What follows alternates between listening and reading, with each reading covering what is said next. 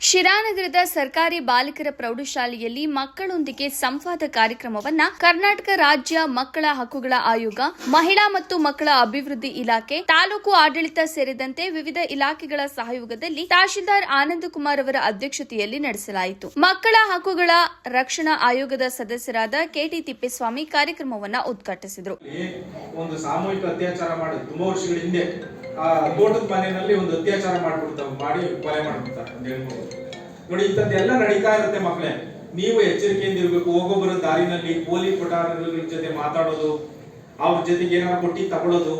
ನೀವು ಹುಡುಗರು ಹುಡುಗಿನೇ ಬಂದು ನಾನು ಕರ್ನಾಟಕ ಹೋಗು ಅಂತ ಹೇಳಿದ್ರು ನೀವೇನಾದ್ರು ಕರ್ನಾಟಕ ಹೋದ್ರೆ ಬುಲಿಯಾಗದ ಯಾರು ಬಗ್ರ ನಿಮ್ಮನ್ನೇ ಅವ್ರನ್ನೇನಿಲ್ಲ ಬಾಲಮಂದಿರ ಕಳಿಸ್ತಾರೆ. ಸಮಸ್ಯೆ ಆದ್ರೆ ಇಲ್ಲ ಮನೆ ಕರ್ಕೊಂಡೋಗಿ ನಡೆಯುತ್ತೆ. ನೀವೇನಾರ ಹೋದ್ರಿ ನಿಮ್ ಕತೆ ಮುಗೀತು.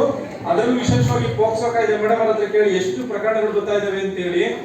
ಪೋಕ್ಸೋ ಕಾಯ್ದೆನಲ್ಲಿ ಏನಾದ್ರೂ ದೂರ ದಾಖಲಾಯಿತು ಅಂತಂದ್ರೆ ನಮ್ ಜಿಲ್ಲೆ ಸ್ಟೇಟ್ ಅಲ್ಲಿ ತುಮಕೂರು ಜಿಲ್ಲೆ ಬಹಳ ಫೇಮಸ್ ಏನಂದ್ರೆ ಅತಿ ಹೆಚ್ಚು ಶಿಕ್ಷೆ ಕೊಡೋದ್ರಲ್ಲಿ ಮೋರ್ ದ್ಯಾನ್ 80 ಪ್ರಕರಣಗಳಲ್ಲಿ 20 ವರ್ಷ 40 ವರ್ಷ ಶಿಕ್ಷೆ ಜಾಸ್ತಿ ನಮ್ ಕೋರ್ಟ್ ಕೊಟ್ಟಿರೋದು. ನಮ್ಮಲ್ಲಿ ತುಂಬಾ ಕಮ್ಮಿ 20 ಎಷ್ಟಿದೆ.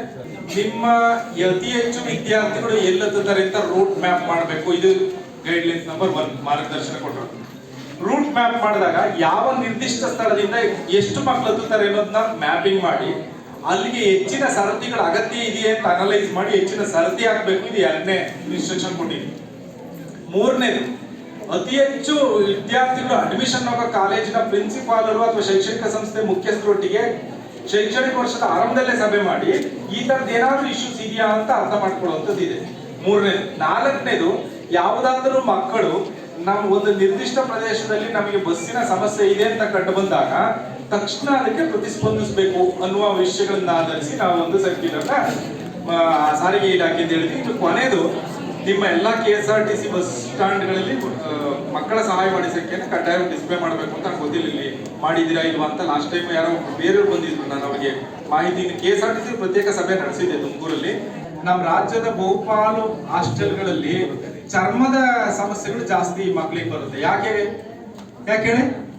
ಸ್ನಾನಕ್ಕೆ ಬಿಸಿನೀರು ಇಲ್ಲ ಅನ್ನೋ ಕಾರಣಕ್ಕೆ ತಣ್ಣೀರು ಸ್ನಾನ ಮಾಡಲ್ಲ, ಚಳಿ ಆಗುತ್ತೆ ಅಂತ ಬರೀ ಮುಖ ತೊಳ್ಕೊಂಡ್ ಬರ್ತೀವಿ. ಯಾರೋ ಒಬ್ಬನ ಇಬ್ಬರಿಗೆ ಆಗಿದ್ರೆ ಇಡೀ ಹಾಸ್ಟೆಲ್ ಮಕ್ಕಳಿಗೆಲ್ಲ ಹೋಗೋದ್ ನೋಡ್ತೀವಿ. ಹಾಗಾಗಿ ಕಡ್ಡಾಯವಾಗಿ ಸರ್ ತಮ್ಮ ಹಂತದಲ್ಲಿ, ತಮ್ದು ಎಷ್ಟು ಹಾಸ್ಟೆಲ್ ಇದೆ ಇಲ್ಲಿ?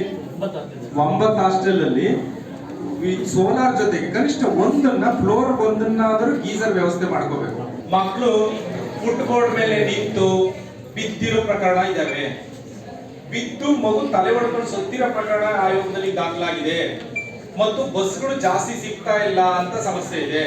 ಹಾಗಾಗಿ ರಾಜ್ಯ ಮಕ್ಕಳ ಹಕ್ಕುಗಳ ರಕ್ಷಣಾ ಆಯೋಗ ಸಾರಿಗೆ ಇಲಾಖೆ ಪ್ರಿನ್ಸಿಪಲ್ ಸೆಕ್ರೆಟರಿ ಅವರಿಗೆ ಒಂದು ಶಿಫಾರಸು ಮಾಡಿ ರಾಜ್ಯದಲ್ಲಿ ವಿದ್ಯಾರ್ಥಿ ಸ್ನೇಹಿ ಸಾರಿಗೆ ವ್ಯವಸ್ಥೆ ರೂಪಿಸಬೇಕು ಅನ್ನೋ ಶಿಫಾರಸನ್ನು ಈಗಾಗಲೇ ಕೊಟ್ಟಿದೆ.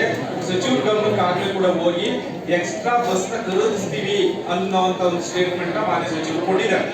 ಒಂದು ಹಂಬಲ್ ರಿಕ್ವೆಸ್ಟ್ ಸರ್, ನಮ್ಮ ಶಾಲೆಗೆ ನಿರ್ದಿಷ್ಟವಾಗಿ ಕಾಂಪೌಂಡ್ ಇಲ್ಲ ಸರ್. ಇದೇ ನಮ್ಮ ಶಾಲೆಯ ಒಂದು ಡ್ರಾಬ್ಯಾಕ್ ಇದೆ.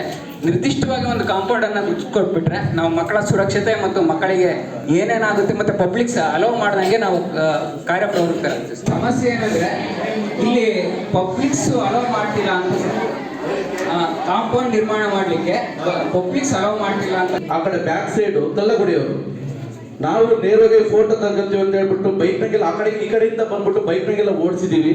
ಜೊತೆಗೆ ನಾವು ಪೊಲೀಸ್ ಸ್ಟೇಷನ್ಗೆ ಕಂಪ್ಲೇಂಟ್ ಮಾಡಿ ಇಮೇಲು ಮಾಡಿದ್ದೀವಿ. ಹಾಗಾಗಿ ಆಗ ಸಂದರ್ಭದಲ್ಲಿ ಬಂದ್ರು, ಭೇಟಿ ಮಾಡ್ತಾ ಇದಾರೆ. ಅವ್ರು ನೋಡ್ತಾರೆ, ಅವ್ರು ಬಂದು ಬೀಟ್ ಮಾಡ್ದಾಗ ಎಲ್ಲೋ ಅಡ್ಕೊಂಡಿರ್ತಾರೆ ಆ ಕಡೆ. ಪೊಲೀಸ್ನವ್ರು ಆ ಕಡೆ ಹೋದ ತಕ್ಷಣ ಮತ್ತೆ ಅದೇ ಪರಿಸ್ಥಿತಿ ಬರುತ್ತೆ. ಹಾಗಾಗಿ ಇದನ್ನೆಲ್ಲ ಕಂಪ್ಲೇಂಟ್ ಮಾಡಿದ್ವಿ ಸರ್. ನಾವು ಈ ಮತ್ತೊಮ್ಮೆ ನಾವು ಪೊಲೀಸ್ ಸ್ಟೇಷನ್ಗೆ ಲೆಟರ್ ಕೊಟ್ಟು ಇದರ ಒಂದು ಸ್ಥಿತಿಯನ್ನ ಅವಾಯ್ಡ್ ಮಾಡಿದ್ರೆ ಅಂತ ಹೇಳ್ತೀವಿ ಸರ್. ಡ್ರೈವರ್ ಮುಂದೆ ನೋಡ್ಕೊಂತ ಇರ್ತಾನೆ, ಹಿಂದೆ ಹತ್ತುತ್ತಾರೋ ಇಲ್ಲೋ ಗೊತ್ತಿಲ್ಲ, ಇಳಿತಾರೋ ಇಲ್ಲೋ ಗೊತ್ತಿಲ್ಲ, ಮುಂದೆ ಬಂದ್ಬಿಡ್ತಾರೆ. ಆ ಸಂದರ್ಭದಲ್ಲಿ ಆಕ್ಸಿಡೆಂಟ್ ಕೂಡ ಆಗ್ತಾ ಇದಾವೆ. 2018ರಲ್ಲಿ ಇದೆ ಶಿರಾ ಸ್ಕೂಲ್ದ ಇದು ನಮ್ಮ ಶಿರಾ ಠಾಣೆ ಪೊಲೀಸ್ ಠಾಣೆ ಮಗ ಮೊದಲನೇ ಸತ್ತೋಯ್ತು ಸರ್ ಬಸ್ಸಿಂದ. ಕಂಪಲ್ಸರಿ ಇರ್ಲೇಬೇಕು ಅಂತ ಇದೆ. ಆಮೇಲೆ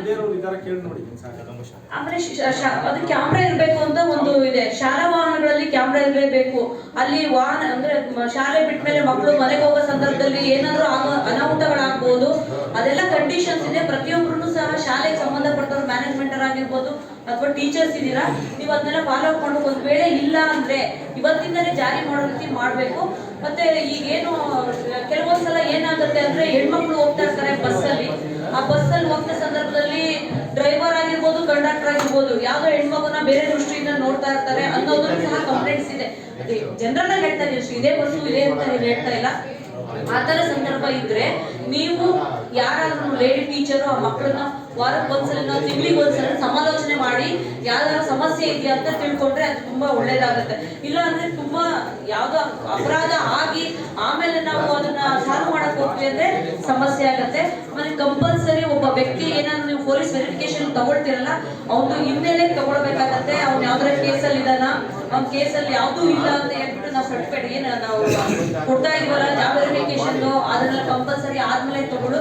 ಇದು ಯಾಕೆ ಹೇಳ್ತಾ ಇದೆ ಅಂದ್ರೆ ಅಪರಾಧ ಆಗೋದಕ್ಕಿಂತ ಮುಂಚಿತವಾಗಿ ನಾವು ಮಾಡಿದ್ರೆ ಮಕ್ಕಳು ಸೇಫ್ ಆಗಿರ್ತಾರೆ ಅನ್ನೋದು ನಿಮ್ ಶಾಲೆನೂ ಸಹ ಒಳ್ಳೆ ಇದಿರುತ್ತೆ. ಕಾರ್ಯಕ್ರಮದಲ್ಲಿ ನಗರಸಭೆ ಆಯುಕ್ತರಾದ ರುದ್ರೇಶ್, ಕ್ಷೇತ್ರ ಶಿಕ್ಷಣಾಧಿಕಾರಿ ಕೃಷ್ಣಪ್ಪ, ನಗರ ಪೊಲೀಸ್ ಠಾಣೆ ಇನ್ಸ್ಪೆಕ್ಟರ್ ರೇಣುಕಾ, ಜಿಲ್ಲಾ ಮಕ್ಕಳ ಕಲ್ಯಾಣ ಸಮಿತಿಯ ಅಧ್ಯಕ್ಷೆ ಸೌಮ್ಯ, ಶಾಲೆಯ ಶಿಕ್ಷಕರು ಹಾಗೂ ವಿದ್ಯಾರ್ಥಿಗಳು ಪಾಲ್ಗೊಂಡಿದ್ರು.